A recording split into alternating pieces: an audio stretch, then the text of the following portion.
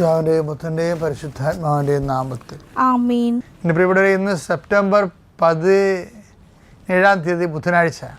അമ്മേ പരിശുദ്ധമ്മേ, അമ്മേ പരിശുദ്ധമേ, ദൈവമാതാവേ, ദൈവമാതാവേ, കൃപാസനത്തിലൂടെ ഞങ്ങൾക്കും ഞങ്ങളുടെ ദേശത്തിനും അമ്മ മധ്യസ്ഥം തേടി തന്ന എല്ലാ അനുഗ്രഹങ്ങൾക്കും കൃപകൾക്കും ഞങ്ങളിപ്പോൾ ഹൃദയം നിറഞ്ഞ നന്ദി പറയുന്നു. അമ്മേ പരിശുദ്ധമ്മേ, അമ്മേ പരിശുദ്ധമേ, ദൈവമാതാവേ, 2004 ഡിസംബർ 7 ഉച്ചകഴിഞ്ഞ് 2:30 കൃപാസനത്തിൽ സംഭവിച്ച അമ്മയുടെ പ്രത്യക്ഷപ്പെടലിനെ കുറിച്ച് തിരുസഭയ്ക്ക് സമർപ്പിച്ചിരിക്കുന്ന പഠനരേഖകളുടെ മേൽ സഭാത്മകമായ പഠനം ആരംഭിക്കുവാൻ ഞങ്ങൾ പ്രാർത്ഥിക്കുന്നു. അമ്മേ പരിശുദ്ധമേ, ഭൂസ്വർലോകങ്ങളുടെ രാജ്ഞിയായ അങ്ങേയ്ക്ക് ഭൗമ സംരക്ഷണത്തിനായി പ്രപഞ്ചപ്രകൃതിയെ തന്നെ തിരുസഭ പ്രതിഷ്ഠിക്കുവാൻ ഈ പ്രത്യക്ഷീകരണ വഴി ഇടയാക്കണമേ. പരിശുദ്ധമ്മേ, ജപമാല മാതാവേ, സകല കൃപാസനം പ്രാർത്ഥനകളോടും ചേർത്ത് ഞങ്ങളിപ്പോൾ പ്രാർത്ഥിക്കുന്ന ഈ കുടുംബത്തിന്റെ പ്രത്യേക നിയോഗം പറ മക്കളെ.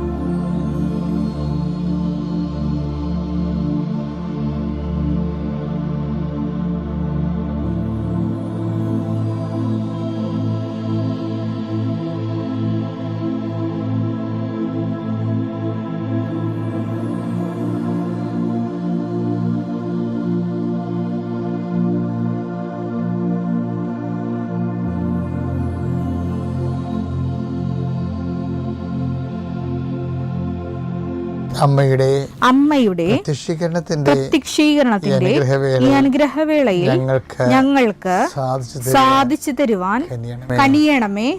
ആമേൻ. വിശ്വാസ പ്രമാണം. സർവശക്തനായ പിതാവും ആകാശത്തിന്റെയും ഭൂമിയുടെയും സൃഷ്ടാവുമായ ദൈവത്തിൽ ഞാൻ വിശ്വസിക്കുന്നു.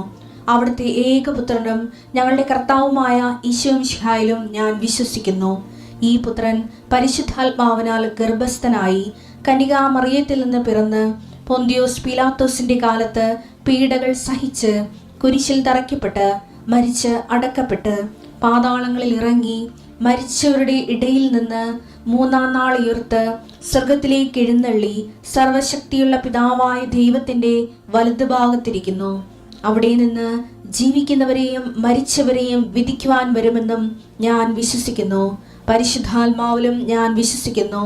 വിശുദ്ധ കത്തോലിക്കാ സഭയിലും പുണ്യവാന്മാരുടെ ഐക്യത്തിലും പാപങ്ങളുടെ മോചനത്തിലും ശരീരത്തിന്റെ ഉയർപ്പിലും നിത്യമായ ജീവിതത്തിലും ഞാൻ വിശ്വസിക്കുന്നു. ആമേൻ. സ്വർഗ്ഗസ്ഥനായ ഞങ്ങളുടെ പിതാവേ, അങ്ങയുടെ നാമം പൂജിതമാകണമേ. അങ്ങയുടെ രാജ്യം വരണമേ. അങ്ങയുടെ തിരുമനസ് സ്വർഗത്തിലെ പോലെ ഭൂമിയിലും ആകണമേ. അന്നു വേണ്ടുന്ന ആഹാരം ഇന്ന് ഞങ്ങൾക്ക് തരണമേ. ഞങ്ങളോട് തെറ്റ് ചെയ്യുന്നവരോട് ഞങ്ങൾ ക്ഷമിക്കുന്നത് പോലെ ഞങ്ങളുടെ തെറ്റുകൾ ഞങ്ങളോടും ക്ഷമിക്കണമേ. ഞങ്ങളെ പ്രലോഭനത്തിൽ ഉൾപ്പെടുത്തരുതേ, തിന്മയിൽ ഞങ്ങൾ രക്ഷിക്കണമേ. ആമേൻ. നന്മ നിറഞ്ഞ മറിയമേ, സ്വസ്തി. കർത്താവ് അങ്ങയുടെ കൂടെ സ്ത്രീകളിൽ അങ്ങ് അനുഗ്രഹിക്കപ്പെട്ടവളാകുന്നു. അങ്ങയുടെ ഉദരത്തിൻ ഫലമായി ഈശോ അനുഗ്രഹിക്കപ്പെട്ടവനാകുന്നു. പരിശുദ്ധ മറിയമേ, തമ്പുരാന്റെ അമ്മേ, പാപികളായ ഞങ്ങൾക്ക് വേണ്ടി ഇപ്പോഴും ഞങ്ങളുടെ മരണസമയത്തും തമ്പുരാനോട് അപേക്ഷിക്കണമേ. ആമേൻ. കർത്താവേ, നിന്റെ ഉന്നതമായ നാമത്തെ സ്വസ്ഥം ചെയ്യുന്ന കുഞ്ഞുങ്ങളെ ഓർത്ത് പ്രാർത്ഥിക്കുന്നു. വിവാഹത്തിൽ പിരിയാൻ പോകുന്ന മാതാപിതാക്കന്മാരെ ഓർത്ത് സങ്കടപ്പെടുകയും അവർക്ക് വേണ്ടി പ്രാർത്ഥിക്കുകയും ചെയ്യുന്നു. പെട്ടെന്നെടുത്ത തീരുമാനങ്ങൾ പലരുടെ സമ്മർദ്ദത്തിൽ അകപ്പെട്ടിരിക്കുന്നവരെ ദൈവത്തിൻ്റെ തിരുസന്നിധിയിൽ അവർക്കുണ്ടാകുന്ന നിലയും വിലയും നഷ്ടപ്പെടുന്നത് ഓർത്ത് അവർക്ക് യാതൊരുവിധ നിരാശയുമില്ലാതെ അവർ വലിയ വൈരാഗ്യത്തിലും വലിയ മത്സരത്തിലും അകപ്പെട്ടിരിക്കുന്നവർ, അതിൻ്റെ പേരിൽ കുഞ്ഞുങ്ങളുടെ ഭാവി നഷ്ടപ്പെടുകയും കുഞ്ഞുങ്ങളെ വിശ്വാസം നഷ്ടപ്പെടുകയും കുഞ്ഞുങ്ങളെ വിശ്വാസം വളർത്താൻ പറ്റാതിരിക്കുന്ന രീതിയിൽ അന്ധകാരകൂപകമായ മനസ്സിലിരിക്കുന്നവർ, കർത്താവേ, അതിലാരെങ്കിലും നീ ഒരാളെ തുടരണമെന്ന് പ്രാർത്ഥിക്കുന്നു.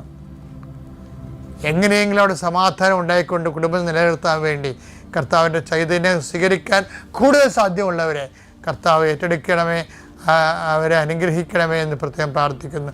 അവരെ കൊണ്ട് കുടുംബത്തെ റീസെറ്റ് ചെയ്യാൻ വേണ്ടി കർത്താവെ അങ്ങ് ഐക്യത്തിലേക്ക് അവരെ വിളിക്കണമെന്ന് പ്രാർത്ഥിക്കുന്നു. എൻ്റെ കർത്താവ് ഉന്നതമായ നാമത്തിൽ സഭയുടെ അധികാരത്തിൽ പോലീസ് വഴക്കുകൾ, കോടതി കേസുകൾ, വസ്തു തർക്കങ്ങൾ, അത് തർക്കപ്പുരയിടങ്ങൾ, ഒരു തീരുമാനം എടുക്കാൻ പറ്റാത്ത രീതിയിൽ എന്ത് തീരുമാനിക്കണമെന്നറിയാൻ പാടില്ലാത്ത രീതിയിൽ മനസ്സ് കുഴങ്ങുന്നവർ, ഇന്നലെ ഉറങ്ങിയിട്ടില്ലാത്തവർ, കർത്താവേ അവർക്കിന്ന് തീരുമാനം കൊടുക്കണം ഈശോയെ. 39 കൊല്ലത്തെ പൗരോഹിത്യത്തിൻ്റെ യോഗ്യതയിൽ, അർപ്പിച്ച കുർബാനയുടെ യോഗ്യതയിൽ അങ്ങനെ തിരുസ്ഥനെ യാചിച്ചുകൊണ്ട് പ്രാർത്ഥിക്കുന്നു. തീരുമാനം എടുക്കാതെ കുഴയുന്നവർ, അതുപോലെ തന്നെ അവിടെ ചെന്ന ജോലി കിട്ടുമോ ഇല്ലയോ, അവിടെ ചെന്നാൽ ചെയ്യാൻ പറ്റുമോ ഇല്ലയോ, പണം കൊടുക്കണോ വേണ്ടയോ, ഇങ്ങനെ കേസ് കൊടുക്കണോ വേണ്ടയോ, ഇങ്ങനെ ചിന്തിച്ച് കാടുകയറി തല പുകഞ്ഞ് വിഷമിക്കുന്നവരുടെ കർത്താവിൻ്റെ വിശുദ്ധമായ രക്തം നിൻ്റെ മേൽ വീഴട്ടെ എന്ന് പ്രാർത്ഥിക്കുന്നു. അമ്മ പരിശുദ്ധമ്മ ദേവമാതാവ് ഇതുപോലുള്ള സംഘർഷാത്മകമായ അനുഭവങ്ങളിലൂടെ കടന്നുപോയപ്പോൾ പരിശുദ്ധാത്മാവ് സഹായകനായി സഹായിച്ചതുപോലെ നിന്നെയും നിൻ്റെ കുടുംബത്തെയും പരിശുദ്ധാത്മാവ് തക്കദ്രവം എടുക്കാൻ വേണ്ടി സഹായിക്കട്ടെ എന്ന് പ്രാർത്ഥിക്കുന്നു. നിനക്ക് വേണ്ടി കർത്താവ് സഹായത്തിന് ദൂതന്മാരെ ഒരുക്കട്ടെ എന്ന് പ്രാർത്ഥിക്കുന്നു. നിത്യപിതാപുത്രൻ പരിശുദ്ധാത്മാവായ സർവേശ്വരായി നയിക്കുവാമേ. കർത്താവിനെ വിവേചിച്ചറിയണം. യേശു എന്ന് പറഞ്ഞ ഒരു സാമൂഹ്യ പ്രവർത്തകനോ രാഷ്ട്രീയ പ്രവർത്തനമൊന്നുമല്ല, സാംസ്കാരിക പ്രവർത്തനമല്ല. ക്രിസ്തു ബേസിക്കായിട്ട് ദൈവത്തിൻ്റെ പാപപരിഹാര കുഞ്ഞാടാണ്. അവൻ മിശിഹായാണ്. ആ മിശിഹ എന്ന് പറയണത് പാപപരിഹാരമാണ്. അതിൻ്റെ അടിസ്ഥാനപരമായ വീണ്ടെടുപ്പ് വില കൊടുക്കുക, അതാണ് അവൻ. ഈ ശരീരത്തെ, ഇതാണ് സന്ദേശം, അല്ലെങ്കിൽ അതിൻ്റെ ഗാത്രം എന്ന് പറയണത്, ആശയഗാത്രം. ഈ ആശയഗാത്രത്തെ വിവേചിക്കാതെ ക്രിസ്തുവിനെ സാംസ്കാരികവൽക്കരിക്കുകയും സാഹിത്യവൽക്കരിക്കുകയും ചെയ്യും. 1 Corinthians 11:29. എന്തുകൊണ്ടെന്നാൽ ശരീരത്തെ വിവേചിച്ചറിയാതെ ഭക്ഷിക്കുകയും പാനം ചെയ്യുകയും ചെയ്യുന്നവൻ തൻ്റെ തന്നെ യേശുക്രിസ്തുവിൻ്റെ യഥാർത്ഥ ദൗത്യത്തെ അറിയാതെ അതിനെ ഉൾക്കൊള്ളുന്നവൻ തൻ്റെ തന്നെ ശിക്ഷാവിധിയാണ് ഭക്ഷിക്കുന്നതും പാനം ചെയ്യുന്നതും. ക്രിസ്തുവിനെ എക്സ്പ്ലെയിൻ ഔട്ട് ചെയ്യരുത് ഒരിക്കലും. ക്രിസ്തുവിനെക്കുറിച്ച് ദൈവത്തിന് ഒരു അഭിരുചിയുണ്ട്. അത് മനുഷ്യൻ്റെ അഭിരുചിയല്ല. മനുഷ്യൻ്റെ അഭിരുചിയിലേക്ക് വരച്ചു നീട്ടിയായിട്ട് ഈശോ ഒരു റബ്ബറൊന്നുമല്ല ശരിക്കും. അപ്പം ദൈവത്തിൻ്റെ അഭിരുചി എന്നാൽ ക്രിസ്തുവിനെക്കുറിച്ച് അത് ബൈബിൾ നൽകുന്നതും അപ്പോസ്തലന്മാർ യേശുവിൻ്റെ കൂടെ ജീവിച്ച് വളർന്നവരും അതിനുവേണ്ടി ജീവിതം കൊടുത്തവരും അനുഭവിച്ച ക്രിസ്തുവുണ്ട്. അത് പരപിതാവിൻ്റെ ക്രിസ്തുവാണ്. ആ ക്രിസ്തുവിനെക്കുറിച്ചുള്ള കാര്യങ്ങൾ ആ ശരീരത്തെ വിവേചിച്ചറിയാതെ, ക്രിസ്തുവിനെ ഉൾക്കൊള്ളാൻ ശ്രമിക്കുന്നവരെ തൻ്റെ തന്നെയാണ് ശിക്ഷാവിധി ഉൾക്കൊള്ളുന്നത്. അത്യപൂർവ ദൈവാനുഭവങ്ങൾ ഇനി നിങ്ങൾക്കും സ്വന്തം.